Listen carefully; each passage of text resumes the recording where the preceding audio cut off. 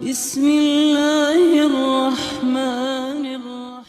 Dari Abi Hurairah radhiyallahu an, bahwasanya dia berkata, pada satu waktu Rasulullah bersama sahabat berjalan-jalan di kuburan. Sampailah Rasulullah di satu kuburan. Tiba-tiba Rasulullah berhenti dan berkata, "Man sahibah hadal qabr?" Ini kuburannya siapa? Faqalu fulan. Para sahabat menjawab, ini kuburannya Pak Fulan. Faqala, Rasulullah bersabda, raq'atani ahabba ila hada min baqiyati dunyakum. Salat sunnah 2 rakaat lebih dicintai oleh si mayit daripada dunia yang kalian kumpulkan. Ikhwan fillah rahimakumullah, dari hadis ini maka para ulama mengambil satu kesimpulan. Apa kesimpulannya? Aktivitas yang paling utama yang dilakukan oleh sahibul qabr, mayit yang ada di kuburan, adalah an-nadama, penyesalan. Pagi menyesal, sore menyesal, malam menyesal, siang menyesal, hari ini menyesal, besok menyesal, terus sampai dibangkitkan. Itu bisa ratusan tahun. Kenapa dia menyesal? Tidak sholat sunnah 2 rakaat, tidak sholat fardu, lebih menyesal. Tidak taat pada Allah, lebih menyesal. Enggak sholat sunnah 2 rakaat toh, menyesal. Nah, ikhwanu fiddin rahimakumullah, pada kesempatan pagi malam ini saya akan menyampaikan satu pemahaman. Apabila tidak difahami oleh seseorang, menyesal selama dia berada di kuburan. Maka mumpung kita masih hidup, mari kita fahami. Mudah-mudahan dalam waktu yang singkat ini kita bisa memahami. Menyesal di kuburan itu musibah besar, Pak. Kalau menyesal selama hidup tidak ada masalah. Karena Rasulullah bersabda, at-taubah an-nadama. Tobat itu adalah penyesalan. Hanya dengan menyesal seseorang akan sampai kepada tobat. Allah Subhanahu wa taala berfirman, "Wa tubu ilallahi jami'an ayyuhal mu'minun la'allakum tuflihun." Bertobatlah kau kepada Allah wahai orang mukmin supaya kau sukses, bahagia, dan pintu gerbangnya adalah penyesalan. Tapi kalau menyesal di alam kubur, musibah kabiro, musibah besar. Kenapa menyesal? Semua amalan yang ditinggalkan disesalkan. Dan pada kesempatan kali ini saya akan menyampaikan satu pemahaman. Kalau tidak difahami oleh seseorang, menyesal dia beratus-ratus tahun. Pemahaman apa itu? Yaitu memahami la ilaha illallah. Rasulullah bersabda, "Man qala la ilaha illallah wa huwa ya'lam dakhalal jannah." Rasulullah bersabda di dalam satu hadis, barang siapa yang berkata la ilaha illallah wa huwa ya'lam, dia tahu la ilaha illallah, masuk jannah. Loh, kalau tidak tahu gimana? Wallahu a'lam. Pak, Abdullah bin Ubay itu pimpinan orang munafik. Itu baca la ilaha illallah fasih. Saya pernah ceritakan Abdullah bin Ubay itu kalau sholat 5 waktu di belakang Rasulullah. Rasulullah imam, dia di belakang. Setelah selesai sholat mau pisah sama Rasulullah, sahabat lain kalau rangkulan sama Rasulullah biasa, tapi Abdullah bin Ubay rangkulannya lama. Sampai tangannya Abdullah bin Ubay masuk di kantong Rasulullah. Fasih la ilaha illallah. Tapi dia nggak paham. Walam ya'lam. Munafik. Kecebong itu bisa baca la ilaha illallah. Sontoloyo, gondrowo, tapi dia nggak paham. Nah, maka para ulama mengambil satu kesimpulan. Syarat utama memahami la ilaha illallah al-ilmu wal fahm, yaitu memahami. Allah Subhanahu wa taala berfirman, baca saya. Surat 47 ayat 19. Apa kata Allah? Surat Muhammad ayat 19. Fa'lam annahu la ilaha illallah. Fahamilah. Maka ketahuilah, pahamilah bahwa tidak ada ilah yang patut disembah selain Allah. Sama dengan hadis tadi. La ilaha illallah, dasarnya harus paham. Maka pada kesempatan ini mari kita pahami. Karena para ulama mengambil satu kesimpulan. Kenapa akidah seseorang rusak? Kenapa akidah seseorang rusak? Salah satu sebabnya dia nggak paham la ilaha illallah. Nah. Ustadz, ada ulama, Ustadz, tapi kalau diikutin bawa kita ke neraka. Ada pemimpin, Ustadz, diharapkan bisa bawa ke jannah, tapi kalau lihat gelagatnya kok bawa kita ke neraka. Ada orang-orang muslim ya Ustadz, menikung, menggunting di dalam lipatan, tingkah lakunya kayak orang munafik, kelihatannya kayak musuh-musuh Allah dan Rasulnya. Kenapa Ustadz? Tidak faham la ilaha illallah.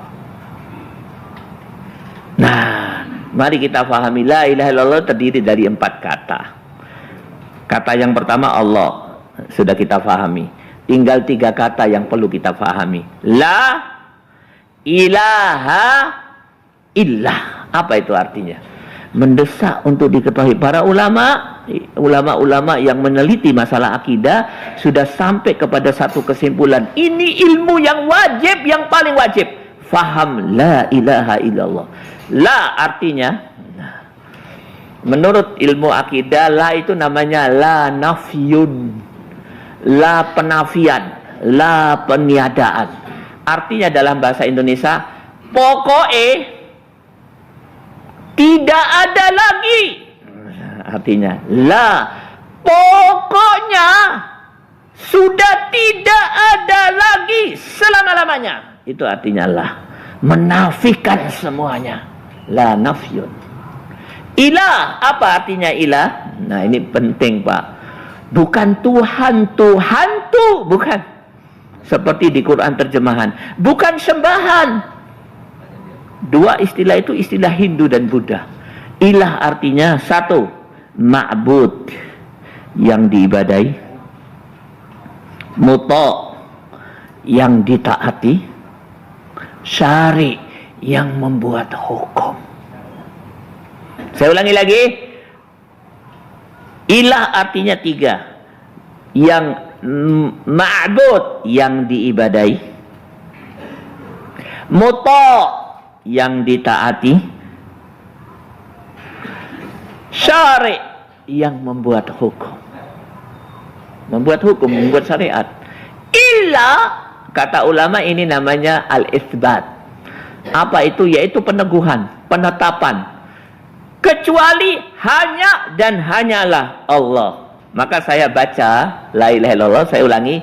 Pokoknya sudah tidak ada lagi untuk selama-lamanya yang diibadai, yang ditaati, yang membuat hukum di muka bumi ini dan di atas langit.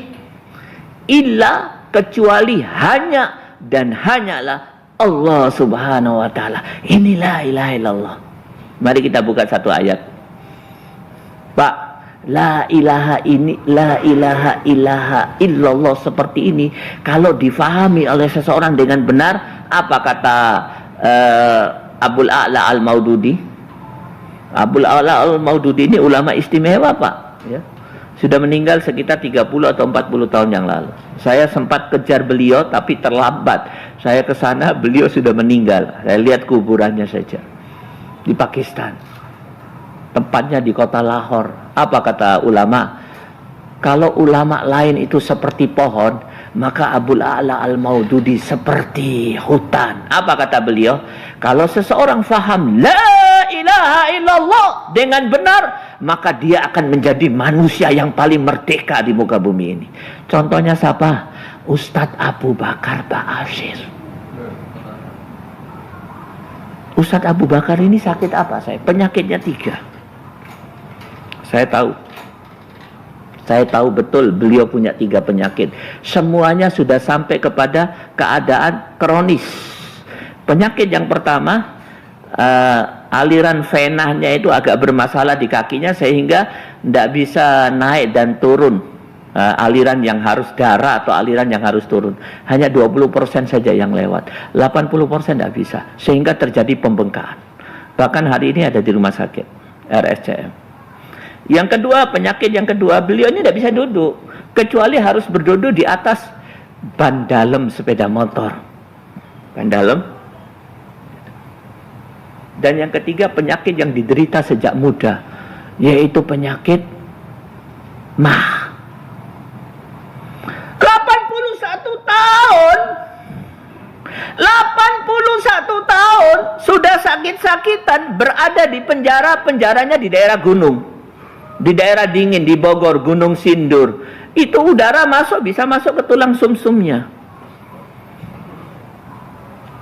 Tidak ada yang paling nikmat buat orang yang berada di penjara apalagi 9 tahun kecuali kebebasan.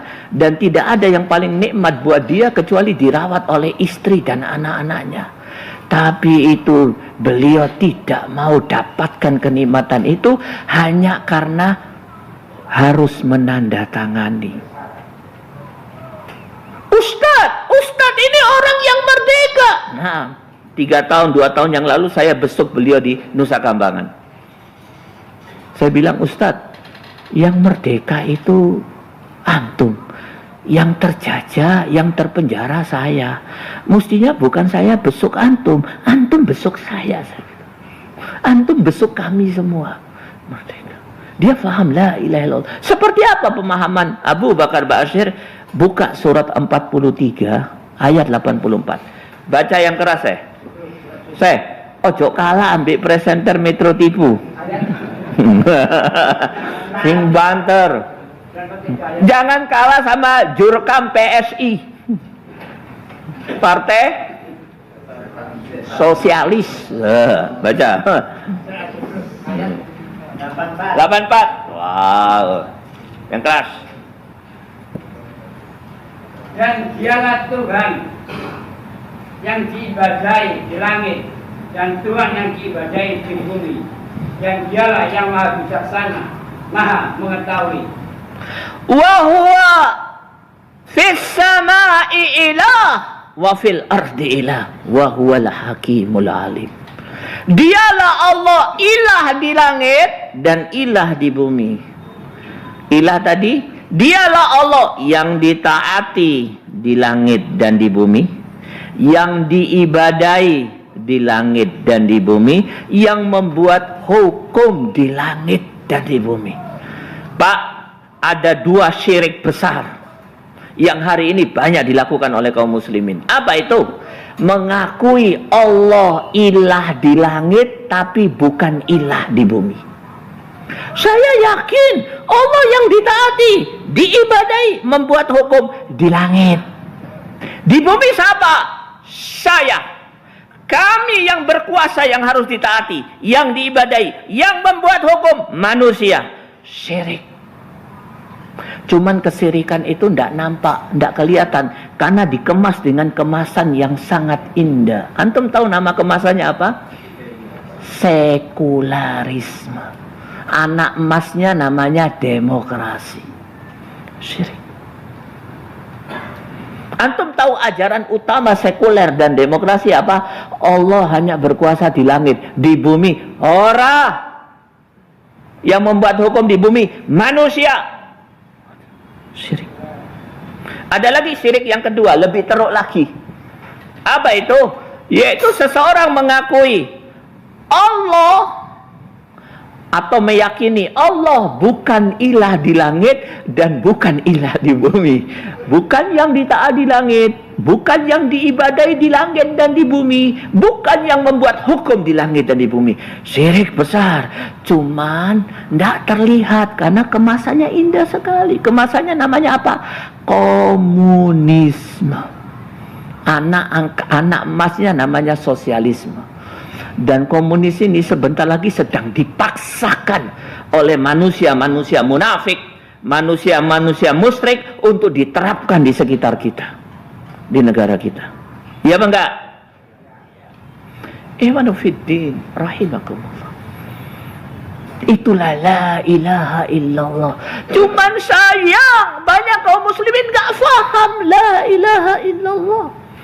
Baca la ilaha illallah, tapi bersamaan dengan itu melakukan kesyirikan. Berpegang teguh dengan demokrasi. Demokrasi mendarah daging. Aku yakin Allah di langit, tapi di bumi bukan hukum Allah yang harus diterapkan. Hati-hati loh Pak. Ini masalah besar. Tapi untung Allah subhanahu wa ta'ala menjadikan kejadian Ustadz Abu Bakar Ba'asyir sebagai pelajaran buat kita. Muslim yang sebenarnya yaitu tinggal bebas. Kurang apa? Belum pernah masuk penjara kan? Rugi. Penjara itu satu tempat yang paling nikmat buat mereka yang takut kepada Allah Subhanahu wa ta'ala, buat mereka yang memperjuangkan Islam. Tidak ada yang lebih nikmat kecuali kebebasan. Di mana dengan kebebasan itu dia lebih leluasa menegakkan kalimat Allah. Kebebasan digadekan oleh Ustadz Abu Bakar Ba'asyir karena dia disuruh memaksa menandatangani. Antum tahu isi tanda tangannya?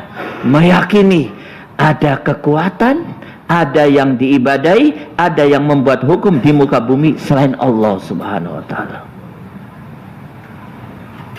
Oke, karena waktu singkat, mari saya tunjukkan satu ayat Allah. Dan ayat ini adalah pemandangan di neraka. Kita tinggalkan dulu WBL. Kebun binatang kita tinggalkan. Mari saya ajak antum melihat pemandangan di neraka. Ya, memang Al-Quran itu isinya pemandangan. Pemandangan di akhirat, di neraka, di surga. Sekarang saya bawa antum, mari kita melihat. Buka surat 26 ayat 97-98. Fahami betul ayat ini. Nah. As-Su'ara. Iqra ya Syekh. 97-98. 97. Catat baik-baik. Sampai rumah dibaca. Demi Allah, sesungguhnya kita gaul saat di dunia dalam kesesatan yang paling nyata. Karena kita mempersamakan kamu berdarah-darah dengan Tuhan seluruh arah. Pak, kalau ayat ini tidak saya sampaikan, saya sebagai dai, saya khawatir saya akan terkena satu dosa besar, yaitu menyembunyikan ayat-ayat Allah. Saya sampaikan. Adapun kalau ada yang tersinggung, emangnya gue pikirin. Urusan saya bukan dengan Anda, tapi dengan Allah Subhanahu wa ta'ala. Mari kita lihat ayat ini. Ayat ini menceritakan tentang keadaan di neraka. Jadi neraka itu kayak perumahan mewah di Surabaya. Nganut one gate system. Sistem satu pintu. Tiba-tiba di dalam ayat itu dijelaskan ahli neraka lagi duduk-duduk. Tiba-tiba salah satu daripada ahli neraka dia berdiri. Dengan tegas dia berkata kepada kawan-kawannya, Inna kunna lafi dolalim mubin. Apa? Kata pertamanya apa? Demi Allah. Wallahi apa? Wallahi in kunna lafi dolalim mubin, kata dia. Demi Allah, kita ini manusia yang paling sial, kata dia. Loh kenapa? Kita sesat di dunia, mati masuk neraka. Seluruh harta kita tidak ada manfaatnya. Ibadah kita tidak ada manfaatnya. Infak kita tidak ada manfaatnya. Kenapa? Sesat di dunia, mati masuk neraka. Kita inilah orang yang paling malang di antara orang yang malang. Orang malang pun kalah malangnya sama kita. Tahukah Anda kenapa kita seperti ini? Sial di atas kesialan. Tiba-tiba dijawab oleh orang ini. Rada pintar titik orang ini. Jawabnya dia dengan menunjuk ahli neraka yang lain. Seret. Itnusawwikum birabbil alamin. Kami sesat di dunia. Mati masuk neraka. Musibah selama-lamanya. Karena satu sebab. Itnusawwikum birabbil alamin. Karena kami mempersamakan kau sama dengan Allah. Saya buka 10 tafsir, Pak. Tidak ada satu tafsir pun yang mengatakan menyamakan ahli neraka yang ditunjuk dengan Allah dalam hal penciptaan. Ahli neraka yakin betul pencipta alam semesta hanya Allah. Mempersamakan dalam hal apa? Saya buka 10 tafsir, semuanya mengatakan fitoah, dalam hal ketaatan. Atau dengan bahasa lain, kami masuk neraka, sesat di dunia karena mentaati kau dan tidak mentaati Allah Subhanahu wa ta'ala. Dari ayat ini kita bisa mengambil satu pelajaran. Sesat seseorang di dunia, mati masuk neraka karena satu kesalahan. Apa itu? Taat pada manusia dan tidak taat kepada Allah Subhanahu wa ta'ala. Serius loh Pak. Ternyata Tuhan yang paling besar di muka bumi ini, penyesat yang paling besar manusia. Dan ditaati manusia tersebut, padahal kebijakannya bertolak belakang dengan perintah Allah dan Rasul-Nya. Sekularisme, demokrasi, komunisme, sosialisme, dasar utamanya, sumber daripada segala sumber hukumnya yaitu ketaatan kepada manusia, ketaatan kepada produk hukum buatan manusia, dan meninggalkan Al-Quran, meninggalkan Allah Subhanahu wa ta'ala. Paham sampai di sini? Ustadz belum paham, saya beri satu ayat lagi. Monggo. Surat 42 ayat 21. Mestinya ayat sepenting ini sudah diajarkan oleh guru kita waktu kita kelas 2 SD. Tapi karena guru kita lebih mementingkan matematika, laboratorium, dan komputer, ayat sepenting ini nggak diajarkan kepada kita. Alhamdulillah kita paham. Terlambat lebih baik daripada tidak sama sekali. Baca. Ayat 1. Nggih. Apakah mereka mempunyai sesembahan selain Allah yang menetapkan aturan agama bagi mereka yang tidak diizinkan diridhai oleh Allah, dan sekiranya tidak ada ketetapan yang menunda hukuman dari Allah, tentulah pastilah hukuman di antara mereka telah dilaksanakan. Pak, iki jenenge ngaji akidah. Antum tahu ngaji akidah di zaman sahabat, zaman salafus soleh, zaman orang terdahulu, itu waktu mendengar sambil menangis. Pulang daripada itu takut. Kemudian di situ dia mendapatkan satu ilmu yang mendasar. Itu akidah. Bukan ngaji akidah itu bingung dengan definisi. Banyak cerita-cerita, kalau ditanya ya apa ceritai, Ustadz ceritai lucu. Ini ngaji akidah. Ngaji akidah itu menciptakan satu ikatan baru buat diri kita. Kita terikat dan kita rela diikat oleh ikatan itu. Itu namanya akidah. Makanya namanya akidah. Akidah itu ikatan. Kalau kita sudah paham, kita terikat. Tapi intinya bedanya kita rela dengan ikatan tersebut. Mari saya tunjukkan ayat ini. Mau mendengar ayat ini? Nambah ikatan tidak apa-apa?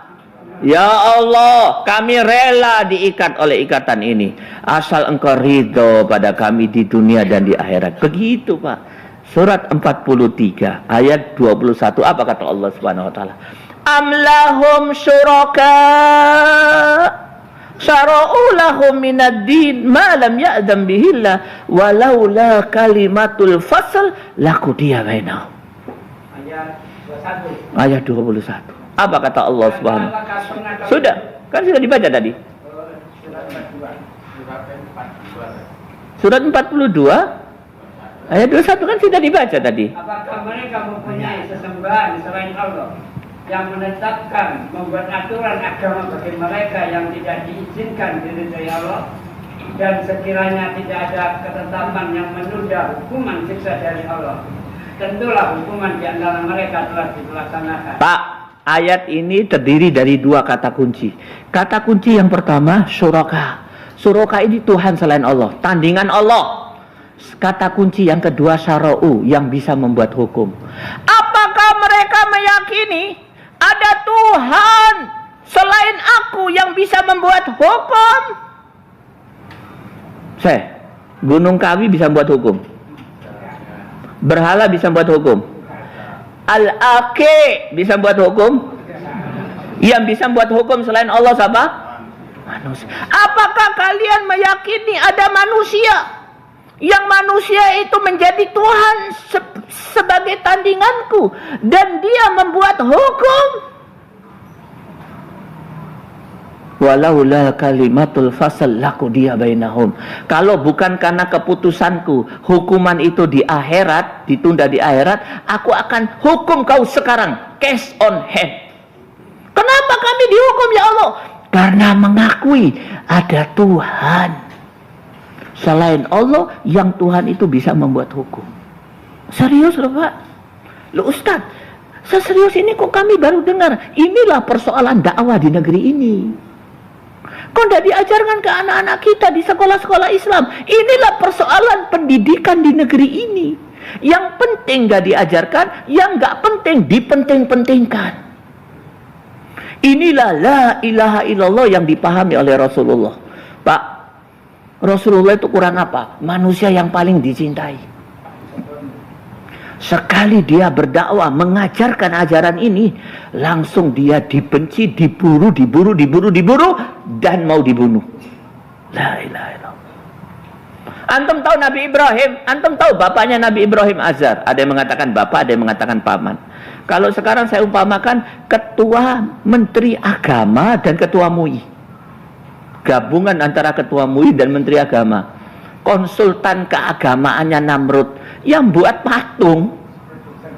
Anak tokoh masyarakat.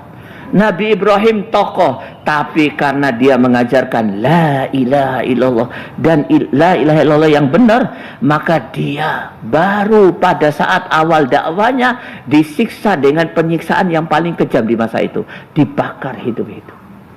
Itu la ilaha illallah. Cuman sayang la ilaha illallah seperti itu tidak banyak diketahui oleh kaum muslimin hari ini.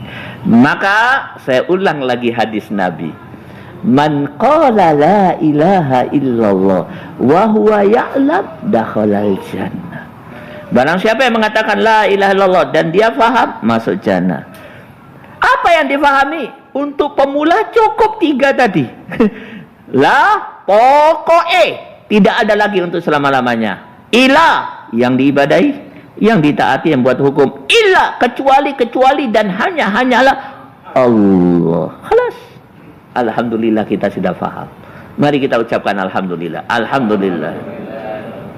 Ini satu hal yang remeh-temeh, tapi dasar sekali. Saya rasa cukup. Ada yang mau ditanyakan? Agak cepat. Kurang berapa menit Adan? 9 menit. Silakan.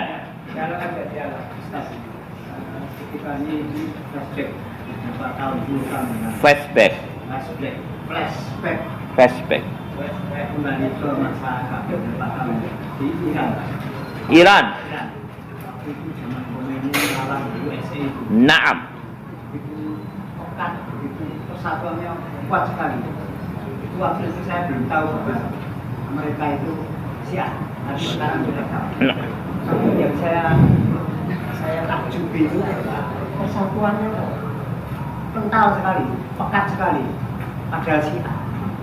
Nah kita ini orang-orang Arab, kita seluruhnya orang Islam sedunia yang mengaku dirinya aswaja atau ahli sunnah wal jamaah atau yang sunni lah ya. Tapi kok pertentaran persatuannya kok tidak seperti. Oke, halas. Ustaz, kenapa terjadi perbedaan antara kaum muslimin di masa lalu, the best of the best, sementara kaum muslimin di masa kini bermasalah, dijajah, kalaan, terhina, darah yang paling banyak dikucurkan darah kaum muslimin. Sementara kaum muslimin di masa lalu apa kata Allah? Wa kana haqqan alaina nasrul mu'minin. Menjadi wajib buat kami untuk menolong orang mukmin. Kenapa terjadi perbedaan itu? Dijawab oleh Allah. Perbedaan ini setunggal mawon gitu. Di mana perbedaannya? Mari kita lihat jawaban Allah. Baca yang cepat. Surat 49 ayat 17. Ayat 14. Al-Hujurat ayat 14. Di sini jawabannya. orang-orang Arab Badui berkata, kami telah beriman. Katakanlah kepada mereka, kamu belum beriman, tapi katakanlah kami telah tunduk Islam, karena iman belum masuk ke kalbumu. Dan jika kamu taat kepada Allah dan Rasulnya, jadi tidak akan mengurangi sedikit pun pahala amalmu. Naam. Allah Maha Pengampun, Maha Penyayang. Ayat ini menjelaskan, dulu ada Al-A'rab, orang-orang Arab gunung. Jarang ngaji, jarang turun ketemu Rasulullah. Dia sudah mengatakan amanna, kata Allah, jangan kau berkata kami telah beriman, katakanlah aslamna, kami baru Islam, karena iman belum masuk ke dalam dada kita. Dan kondisi masa lalu ini dialami oleh kaum muslimin hari ini. Ngaku beriman, kata Allah, belum beriman kau. Kau itu masih Islam, belum masuk iman ke dalam dirimu. Padahal Allah berjanji, wa kana haqqan alaina nasrul mu'minin, menjadi wajib buat kami untuk menolong orang mukmin, bukan orang muslim. Paham Mbak ya? Sekarang kita baru mengaku Islam, belum masuk iman. Kalau sudah masuk iman, apa kata Allah Subhanahu wa taala? Apa kata Allah Subhanahu wa taala? Innallaha yudafi'u 'anil ladina amanu. Sesungguhnya aku Allah akan mempertahankan orang mukmin, tidak akan diganggu sedikit pun oleh musuh-musuhnya. Loh, tapi hari ini kita diganggu. Darah yang paling banyak dikucurkan darah kita. Bayi yang paling banyak dibunuh bayi kaum muslimin. Kan kata Allah, anil ladina amanu, orang yang beriman, bukan orang Islam. Kita baru Islam. Maka insya Allah pada kajian yang akan datang kita akan mempelajari bagaimana caranya supaya kita bisa menjadi orang yang beriman. Mungkin begitu Pak ya. Sudah hampir adzan. Sudah selesai? Satu lagi. Anta. Kenapa ya diantaranya orang dulu itu tauhidnya sangat kuat, sekarang ini tauhidnya kok sangat lemah? Sudah? Ya. Jawabannya banyak, tapi yang paling mendasar tidak faham la ilaha illallah. Mereka pada saat itu faham. Dikatakan la ilaha illallah setiap hari mengucapkan. Ya, tapi tidak tahu artinya. Ilah saja di Quran terjemahan diartikan Tuhan, Tuhan tuh. Nggak ada yang tahu bahwa beda antara Tuhan, Tuhan dan sesembahan dengan yang diibadai, yang ditaati, yang membuat hukum, beda. Nggak paham. Ketidakfahaman terhadap la ilaha illallah bisa membuat akidah seseorang rusak. Ini penting. Makanya ulama mengambil satu kesimpulan, pelajaran pertama, fahami la ilaha illallah. Para sahabat faham betul. Setelah mengucapkan la ilaha illallah, Mus'ab bin Umair, dia kerahkan seluruh potensinya untuk membantu Rasulullah SAW. Abu Bakar As-Siddiq, orang paling kaya, paling tahu ilmu nasab, paling tokoh. Setelah dia faham la ilaha illallah, dia menjadi pembela Rasulullah SAW. Dia faham. Sementara saiki la ilaha illallah orang faham. Jadi ini apa? Jadi kecebong. Jadi munafikin. Orang munafikin itu kalau antum ke rumahnya, di ruangan tamunya ada kaligrafi la ilaha illallah. Kalau suruh baca la ilallah merdu sekali. Tapi orang faham. Baru faham. Padahal ini saya baru menyampaikan satu. Ada 7 rukun syarat la ilaha illallah. Nomor 1 baru paham. Nomor 2 yakin. Belum lagi nomor 3, nomor 4, nomor 5 dan lain sebagainya. Paham ya? Ada mahabbah, ada ingkiyah dan lain sebagainya. Begitu saya. Baru nomor 1 sudah salah. Jawabannya seperti itu. Mudah-mudahan apa yang saya sampaikan memberikan manfaat bagi diri saya juga buat semuanya. Bisa difahami apa yang saya sampaikan? Setuju? Ya, kalau nggak setuju dosa. Wong yang saya sampaikan ayat semuanya. Maksud saya bertanya dengan pertanyaan yang terakhir ini, sekali dapat ayat dipegang sampai mati. Ajarkan kepada anak istrimu ayat Quran. Wabillahi taufiq wal hidayah. Assalamualaikum warahmatullahi wabarakatuh.